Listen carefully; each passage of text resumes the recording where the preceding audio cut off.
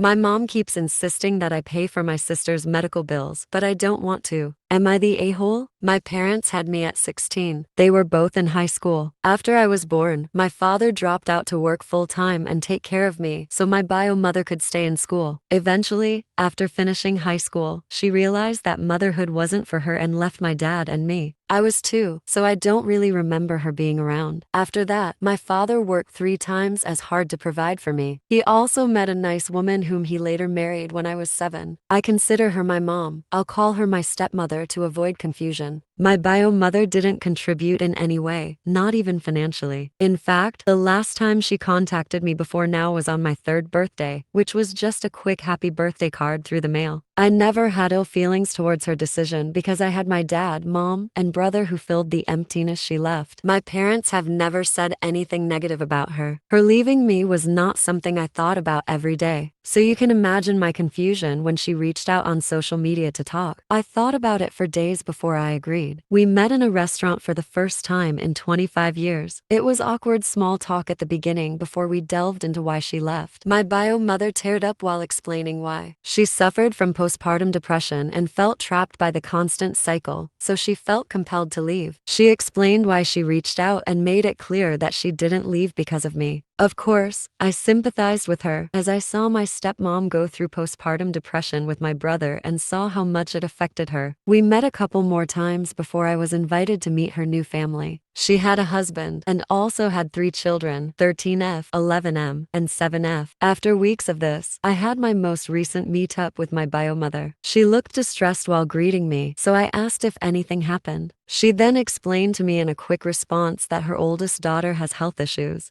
I won't say what due to how sensitive it is. She explained she needs 25 grand for medication and has accumulated medical bills of 20 grand. She asked if I could pay it off. For context, after graduating and receiving my postgraduate diploma, I landed my dream job that earned a good sum of money. I'm certain she may have heard about where my job was from somewhere and saw it as an opportunity. She gave me time to think about it. It didn't take long for me to say no to it. I felt used and exploited. She never wanted to meet me. She just wanted money from the child. She left to help the other child that she loves. After giving her my response, which wasn't much, just a simple, no, I don't feel comfortable with that through text. I was soon bombarded with text messages from her husband telling me what a nasty piece of work I was, followed by more texts from my bio mother about how I'm so cruel for not helping out my sister due to my grudge against her. And then, to top it all off, I was getting some messages from family members from her side of the family questioning why I'm being so difficult. So, am I really terrible for not paying for my half-sister's medication and medical bills? Here are the top comments. Not the a-hole. This was 100% a scheme to get your money and nothing more. She hasn't thought about you in 25 years until she needed money. I'm sorry your bio mom is a terrible human. I'm happy you found a mother and someone who wanted to be there for you. Do not give them 1 cent or they will bleed you dry. When you actually feel remorse for crappy actions, you don't immediately solicit the person you wronged for money. I don't care the circumstances. The harassment from her side after saying no should only put in concrete what you already suspected.